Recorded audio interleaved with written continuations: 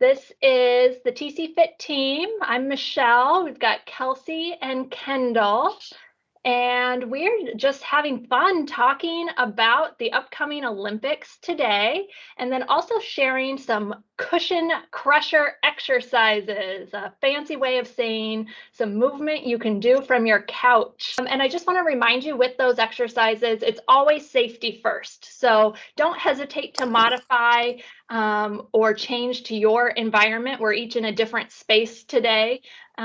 So exercise may be difficult, but it should never be painful. And if you have any questions about modifications, again, please feel free to speak up at any point. So kind of a small group out there today, but I'd love to either hear or in the chat box, let us know if you have a favorite Olympic sport. Kelsey, I know you mentioned a couple, or Kendall, just restate those for us. What are your favorite sports? You know what I really enjoy watching is synchronized swimming. They are so strong, and the strength and the cardio that has to be there with, holding their breath for so long. It's amazing.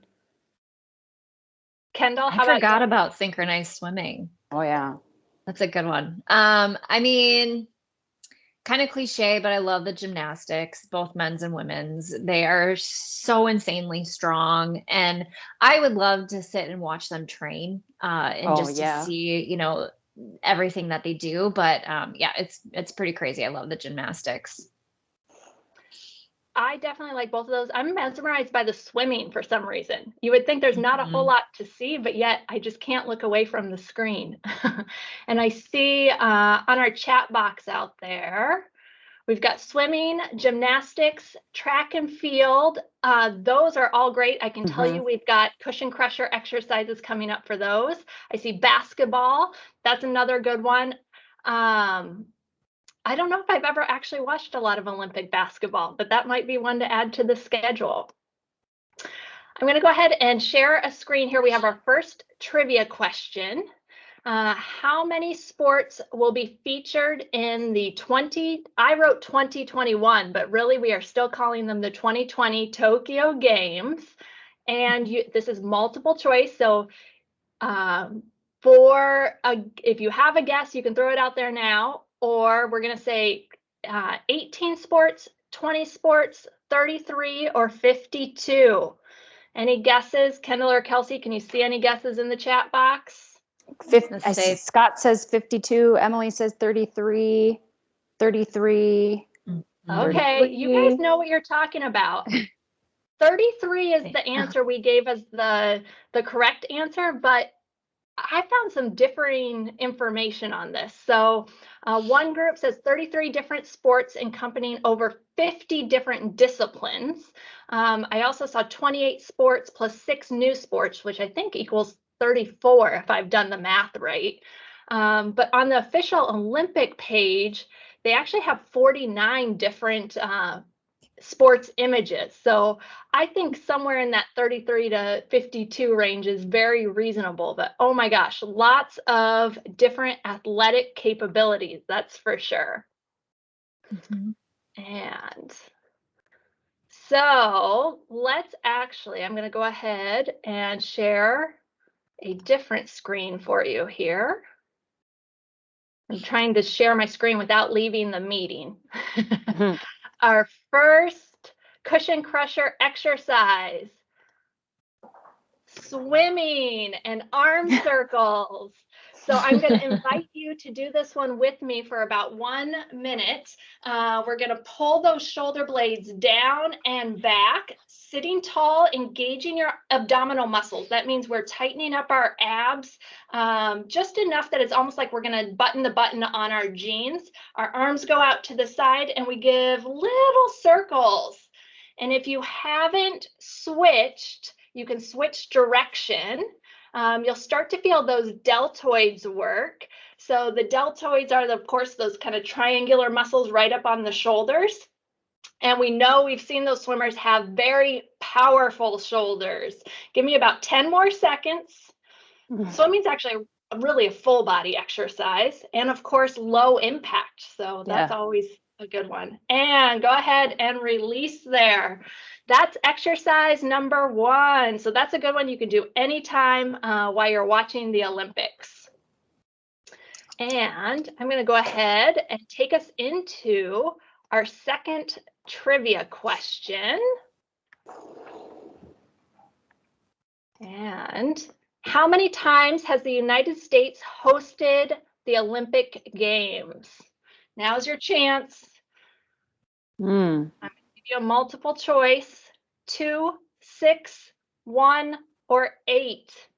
Any guesses in the chat? I'm going to say 2 as well. 6, 2, 6. The answer is actually 8. Oh, wow. Wow.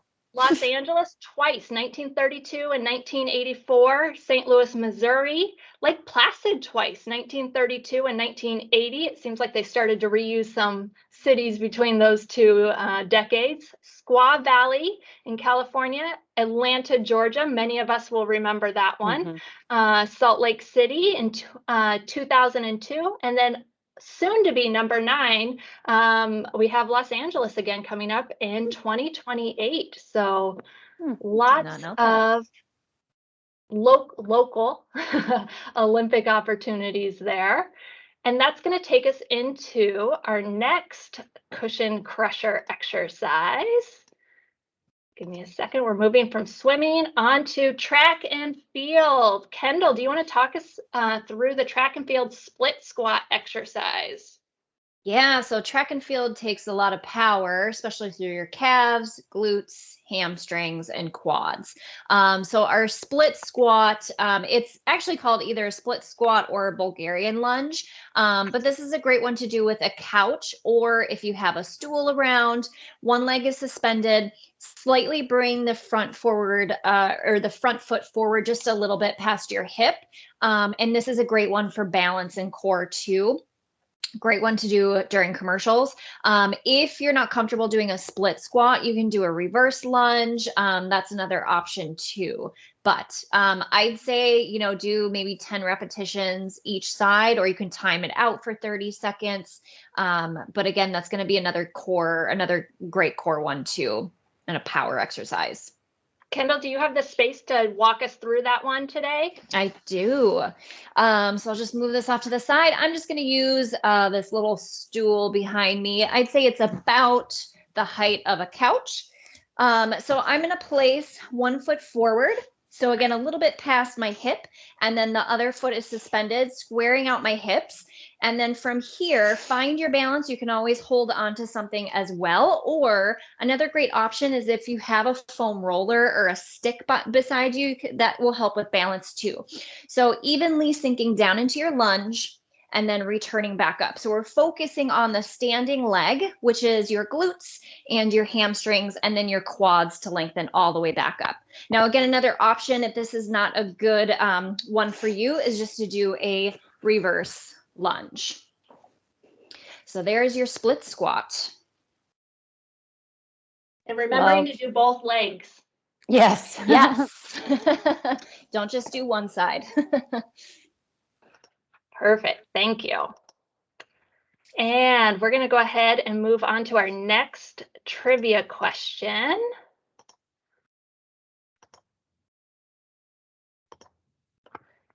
In which Olympics were electronic timing devices used for the first time? We've got a couple of multiple choice guesses here. 1896, 1912, 1932, or 1960. I'm not very good with my history. Not either. I would guess 1932, but a lot of people are guessing 1912 as well. I don't know. 1912. The Stockholm Games were the first to feature an electronic timing and photo finish equipment. So that's kind of exciting to think how long we've been looking. Maybe they weren't counting all of those microseconds, but fun to think about that photo finish and how competitive all of those athletes can be. And we're moving into our cushion crusher exercise number 3. It is the incline plank. And I like this one. You'll see in our GIF here. It's a great one to do during the commercials because you do kind of look away from the TV. And the commercials have their own timer set for you. So most of those commercials are 15 or 30 seconds. So you can decide if you want to hold it for individual commercials or for the entire commercial break.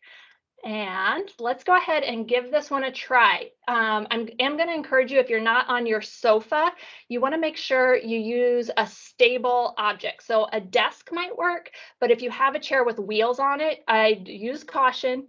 You can press it up against the wall. You just don't want it to roll away from you.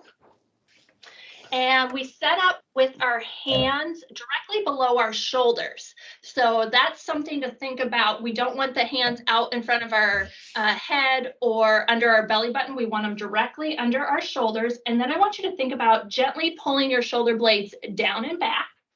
And then I also want you to think about your head position. So don't let your head look towards your toes, but looking kind of just between your hands or just out in front of your head a couple of inches. And what I'm doing with that is getting my neck in a straight line with the rest of my spine.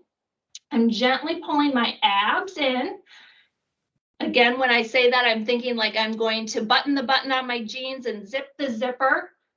Inhale, exhale. We're going to hold it 10, 9, 8, 7, 6, 5, 4, 3, 2, 1. Great demo today. Thanks for participating with me. Kendall or Kelsey, do you have any other tips you want to share about the incline plank? Well, if you want to make it harder, take it down to the floor. But if you want to make it easier, you can do it on your sofa or chair.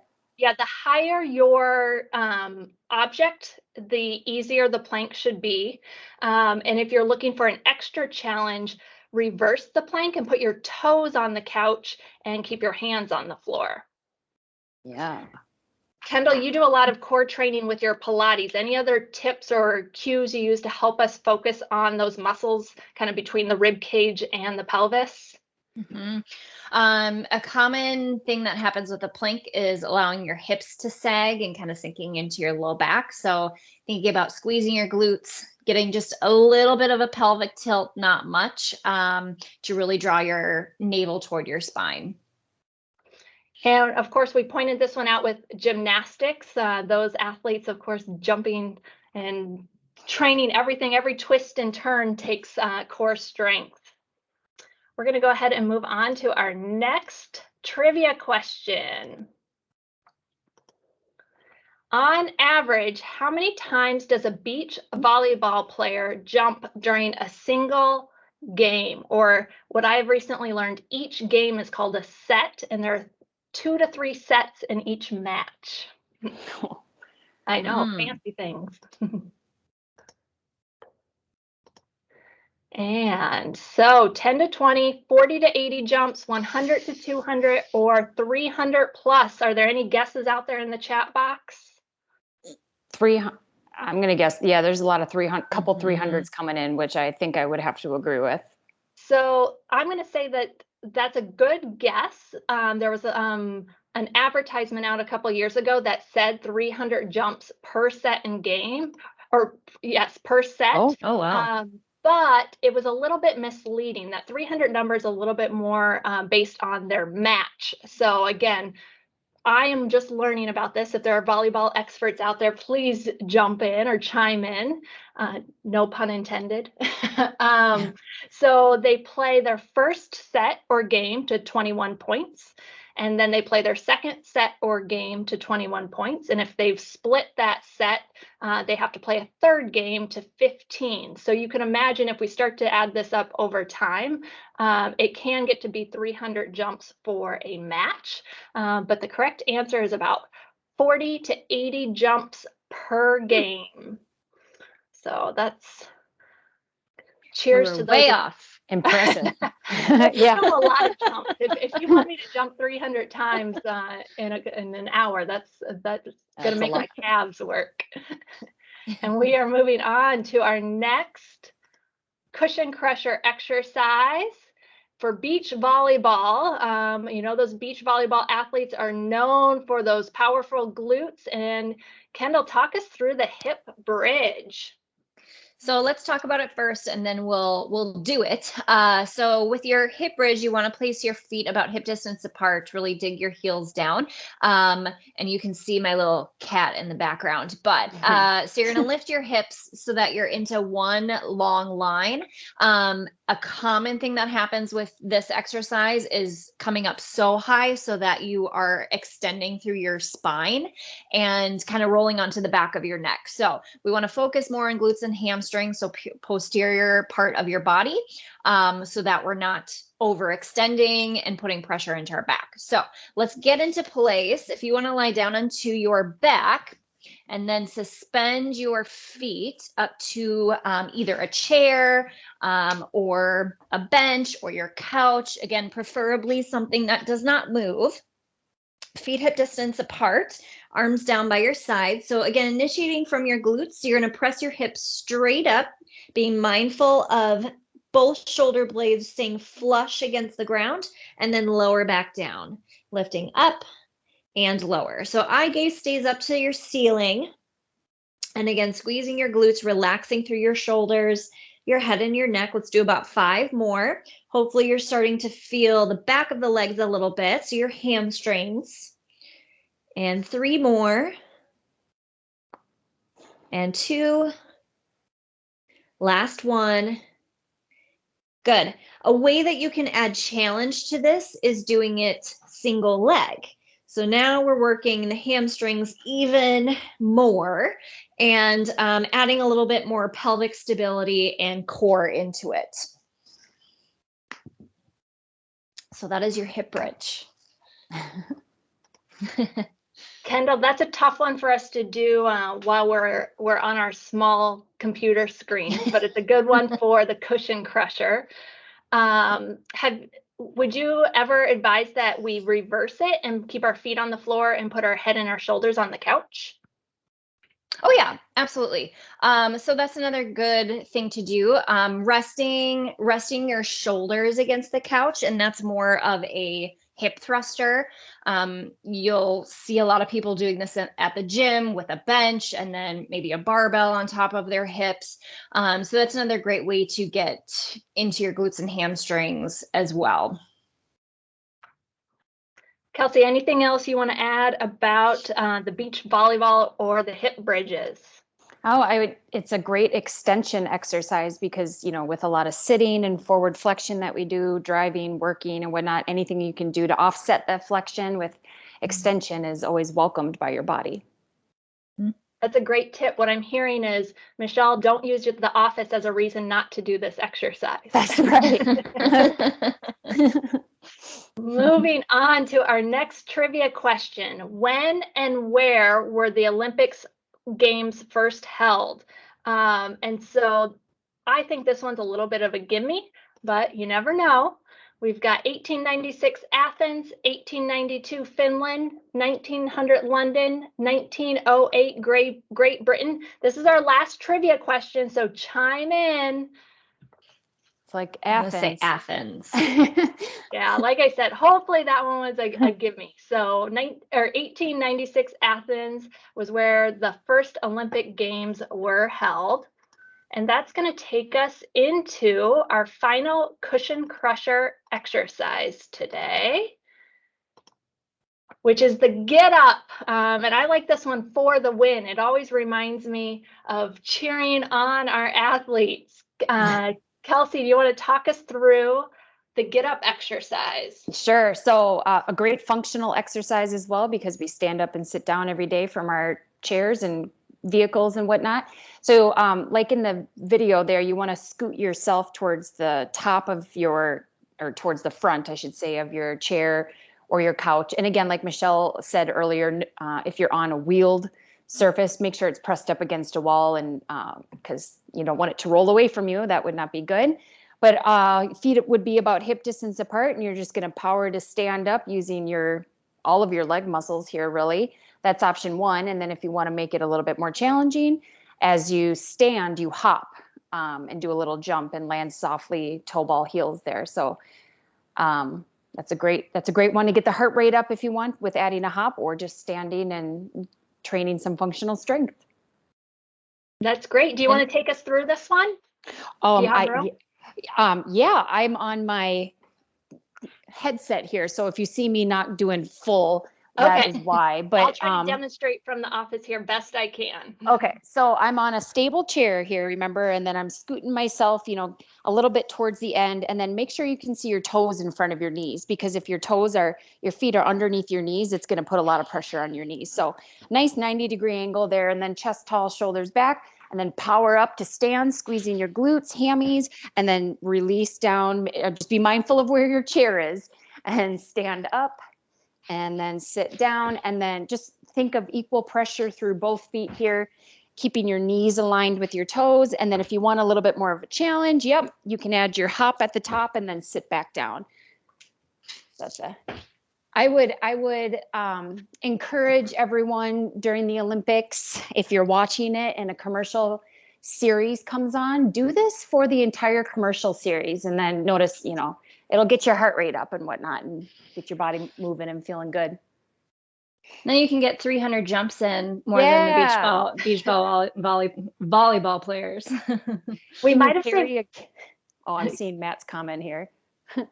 Well, as long you can carry a kid or a pet to load a bit, or a heavy backpack or whatnot. Just be careful that you're using your legs and not your back when you're squatting and whatnot, if you're overloading your front area. And if you've been laying on the couch for 2 hours straight, then you probably want to use just body weight to kind of warm your body up. But I think, honestly, Kelsey, we saved the best for last, because this last exercise, the get up, works your legs, brings your heart rate up. You can add that load in if you want that little bit of upper body work as well. And I always like to add the cheer in with the arms. Yeah, you can add some arm pumps. We are closing out. We hit all 5 of our cushion crusher exercises today, but we'd love to hear any questions from you. If you have any questions or feedback, Scott, we'd love that you're going to use these with your family. We'll post the GIFs out on Yammer, so we'll give you some reminders over the next 2 weeks. And these are just the tip of the iceberg. So anything to keep moving while you're enjoying the Olympics is a good thing. Thanks, everyone, for joining today.